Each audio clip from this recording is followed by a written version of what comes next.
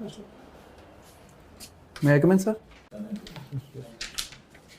नमस्ते सर। आपके इंटरव्यू की शुरुआत फॉर्मल स्ट्रक्चर से की जाए या इनफॉर्मल स्ट्रक्चर से? फॉर्मल माने आपका डेफ, वही चीज़ें जो एक सामान्य, आप 2 बार इंटरव्यू फेस कर चुके हैं यूपीएससी में, इसलिए पूछ रहा हूँ कि उसी परंपरागत पूछा जाए या गैर परंपरागत चीज़ों से शुरुआत की जाए? Where you feel comfortable? Sir मैं दोनों में कंफर्टेबल हूँ, जैसा आप ठीक समझे सर। अपनी ज़िंदगी में परंपराओं का कितना स्थान पाते हैं आप अपने विकास में, अपने देश की संस्कृति में, या अपने लेवल पे आपने देखा कि जो ट्रेडिशन होते हैं, परंपराएं होती हैं, वो कितनी सकारात्मक होती हैं? सर काफ़ी हद तक परंपराओं का सकारात्मक योगदान रहता है। जैसे कि सर मैं एक उदाहरण से समझाना चाहूँगा। इंडियन कल्चर में एक परंपरा है कि जो वृद्धों का सम्मान करना। तो इस कारण से सर इंडियन कल्चर में जो वृद्धाश्रम है वो कम दिखाई देते हैं, क्योंकि वृद्धों को जो मानसिक सपोर्ट है वो फैमिली के थ्रू मिलता है। उसके अलावा सर अन्य कई स्तर पर, जैसे जो संयुक्त परिवार की परंपरा है, या फिर अपने मूल्यों के स्तर पर कई भारतीय में सहिष्णुता का मूल्य है, ये परंपराएं सर भारत के विकास में काफ़ी योगदान देती हैं सर। लेकिन एक सामान्य परसेप्शन मॉडर्न और पोस्ट मॉडर्निज्म में ये भी कहा जाता है कि परंपराएं हमारे विकास को अवरुद्ध कर देती हैं और एक क्लैश को जन्म देती हैं, क्योंकि जो युवा है, जो जनरेशन है, वो आगे बढ़ना चाहता है, लेकिन परंपराएं, मूल्य उसको रोकते हैं। इसको कैसे देखते हैं आप? सर परंपराएं एक तय मानक के हिसाब से, बहुत वर्षों के जो नियम चलते आ रहे हैं उसके हिसाब से विकसित होती है। आज का समय वैश्वीकरण का है, जिसमें बदलाव और परिवर्तन बहुत तेज गति से हो रहे हैं। इसमें इंफॉर्मेशन का भी बहुत बड़ा योगदान है।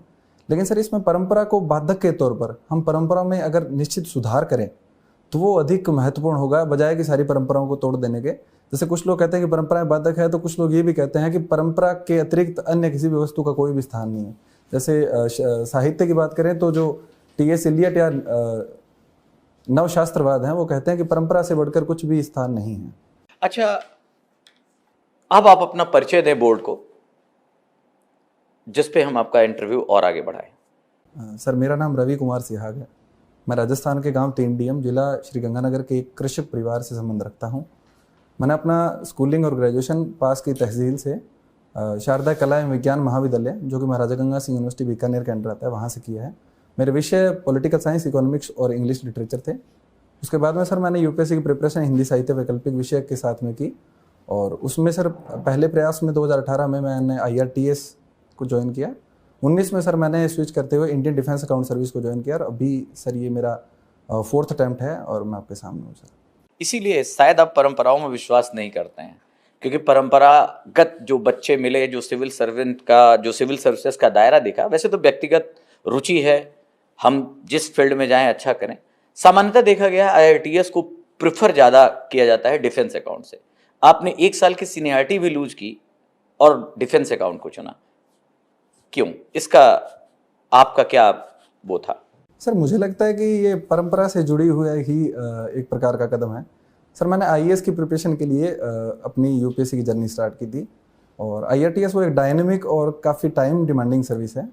जब मैंने इंडियन डिफेंस अकाउंट सर्विस के बारे में, जो मेरे को 2nd अटेम्प्ट में अलॉट हुई, अकाउंट सर्विसेज में सर थोड़ा सा टाइम मुझे तैयारी के लिए मिल जाता, इसलिए मैंने ये सर्विस ज्वाइन की। और सर इस बार मैंने अच्छे तरीके से उसमें प्रिपरेशन करके, और अभी मैं आपके सामने हूँ। अच्छा, डिफेंस अकाउंट आपने केवल इसलिए ज्वाइन किया क्योंकि आपको समय मिले? जी सर।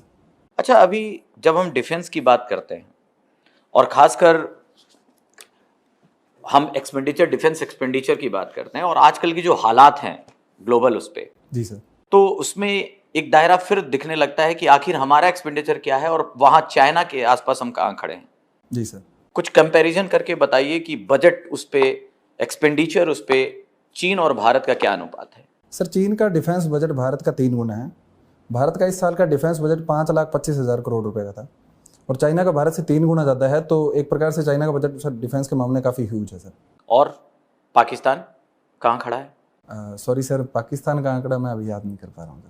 अच्छा, जब भी किसी चीज़ की, या जब भी हम बजट प्रस्तुत करते हैं, हम डिफेंस पे एक दायरा जरूर देखते हैं और इसको एक बड़ा महत्वपूर्ण मद मानते हैं।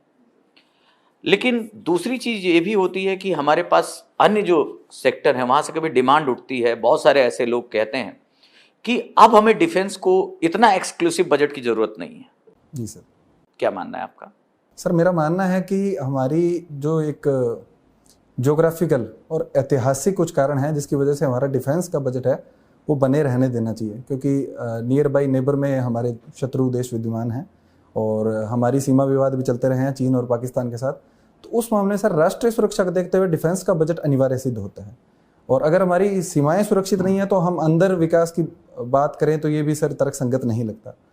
तो डिफेंस के बजट को रैशनलाइज किया जाना चाहिए बजाय कि इस पर प्रश्न उठाने के। इसमें तर्कसंगतता के काफ़ी संभावनाएं विद्यमान है सर। अच्छा, अभी रशिया से भारत की S-400 की डील चल रही है और बहुत सारे अमेरिकी दबाव या अन्य प्रेशर के बावजूद हम इसे कंटिन्यू कर रहे हैं। तो आप पहले तो ये बताइए कि S-400 आने से भारत को ऐसा क्या लाभ होने वाला है कि वो बहुत सारी ऐसी चीज़ें जो अमेरिका से उसको मिल रही हैं उसके बावजूद वो अपनी ऑटोनॉमी को लेकर चलना चाहता है, और कितने का ये डील है S-400? सर डील का एग्जैक्ट अमाउंट अभी मैं याद नहीं कर पा रहा हूँ, सॉरी सर। और S-400 से सर कुछ बेनिफिट होंगे कि सर S-400 है वो स्टेट ऑफ द आर्ट तकनीक है जो कि मिसाइल डिफेंस तकनीक के तौर पर काम करता है। इससे सर दो फ्रंट में अमेरिका और चाइना में हम जो एयर स्ट्राइक्स है उनसे बच सकते हैं। उसके अलावा नॉन कन्वेंशनल हाइब्रिड वारफेयर में जिसमें ड्रोन का मुख्य रूप से इस्तेमाल होता है, S-400 तकनीक ड्रोन के विरुद्ध भी बहुत अधिक प्रभावी साबित हुई है। उसके अलावा सर S-400 अगर हम लेते हैं तो भविष्य में S-500 लेने की संभावनाएं हमारी प्रबल होगी। अमेरिका कह रहा है कि मैं तुम्हारा हर जगह साथ दे रहा हूँ, क्वाड तुम्हारे लिए हमने बनाया, ऐसे ही बहुत सारी जगहों पर और परमानेंट मेंबरशिप से लेकर हर जगह साथ खड़े हैं। आज हम तुम्हारे सबसे बड़े ट्रेड पार्टनर हैं इस साल से। हमारा थॉड ले लो। आप जानते होंगे अमेरिका का जो मिसाइल डिफेंस सिस्टम है उसका नाम है थॉड, उतना ही सोफिस्टिकेटेड माना जाता है। फिर भी हम थॉड नहीं ले रहे हैं। अगर हम अपनी सुरक्षा से कहीं समझौता नहीं कर रहे हैं, अमेरिका का साफ कहना है कि जब आपको ऐसी चीज हम दे रहे हैं तो आप रशिया के साथ क्यों जा रहे हो, आप हमसे ही लो। थॉड और S-400 के कंपैरिजन के साथ इस जो कमेंट है उसको एनालाइज कीजिए। सर थॉड और S-400 का बिल्कुल माइनर कंपैरिजन तो सर मैं नहीं कर पाऊंगा, इस मामले में अपडेट नहीं रख पाया हूँ। लेकिन सर S-400 के बारे में कहा जाता है कि आज तक मिसाइल डिफेंस तकनीक में S-500 को छोड़ें तो ये सबसे स्टेट ऑफ द आर्ट है। दूसरा सर, अच्छा, कहीं प्रैक्टिकली इसने प्रयोग किया है S-400? अभी S-400 का किसी जगह पर किसी उसमें प्रैक्टिकल प्रयोग हुआ है कि हम ये जान पाए कि नहीं ये सही में बहुत बेहतर है, हमें इधर जाना चाहिए? सर टेस्टिंग के तौर पर इस्तेमाल हुआ, प्रैक्टिकल प्रयोग के बारे में सर मुझे अभी जानकारी। सीरिया के बारे में जानते हैं आप? जी सर। सीरिया में इसका प्रैक्टिकल यूज हुआ। Thank you sir. अच्छा, फिर बताइए, तो जब अमेरिका कह ही रहा है इसके आसपास हैं और वो हर जगह आपको सुविधाएं दे रहा है, फिर भी हम S-400 पे क्यों हैं या रशिया के साथ क्यों हैं? सर हम इसके एक मुख्य कारण सर आर्थिक कारण है। अगर कोई चीज़ हमें सस्ते दाम पर मिल रही है तो सर मुझे नहीं लगता कि हम लोगों को महंगी तकनीक खरीदनी चाहिए, और जबकि जो सस्ते दाम पर मिलने वाली तकनीक है वो सबसे अत्याधुनिक है। अगर मैं कहूँ उतने ही दाम पे मिल जाएगा तो? सर उतने दाम पे मिले तो हम सोच सकते हैं अमेरिकी तकनीक के बारे में भी। और इस मामले में सर हम पूरी तरह से रणनीतिक स्वायत्ता को फॉलो कर रहे हैं कि हम किसी भी देश के दबाव में आकर उसके साथ डील नहीं करेंगे। जो भारत की ज़रूरतें होगी, भारत के आर्थिक संसाधन है, उसके आधार पर हम लोग डील करेंगे सर। अच्छा, भारत को अगर इस समय देखा जाए, खासकर कोविड और कोविड के बाद, जी सर, तो बहुत सारे चैलेंजेस का सामना करना पड़ रहा है। आपको क्या लगता है कि जब से कोविड एरा और अब पोस्ट कोविड एरा मान लें, तो इसमें भारत के समक्ष 3 सबसे बड़ी चुनौतियां आपको क्या दिखती हैं जिससे शॉर्ट टर्म में हमें आगे निकलना होगा? माफ़ कीजिए, मैं थोड़ा स्पष्टीकरण चाहता हूँ सर प्रश्न का। 2019 से 2022 अप्रैल तक ऐसी कौन सी चीज़ें हुई हैं भारत के समक्ष, जो चुनौतियां आई हैं, 3 चुनौतियां, जिसको लगता है कि थोड़े ही समय में हमें इससे बाहर निकलना होगा, नहीं तो हमारे जो क्रेडिबिलिटी है, जो हमारा डेवलपमेंट है या जो हमारी डिग्निटी है वो प्रभावित होगी? 3 चैलेंजेस।